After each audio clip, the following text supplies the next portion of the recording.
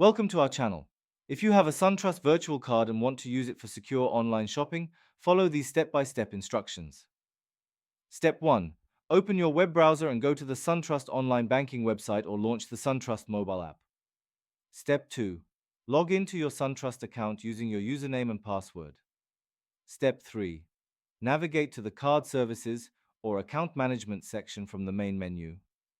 Step 4. Look for the option to Create Virtual Card or Manage Virtual Cards and click on it. Step 5. Follow the prompts to generate a new virtual card number. The system will create a unique card number, expiration date, and CVV code for your online transactions. Step 6. Save or write down your virtual card details in a secure location for future use. Step 7.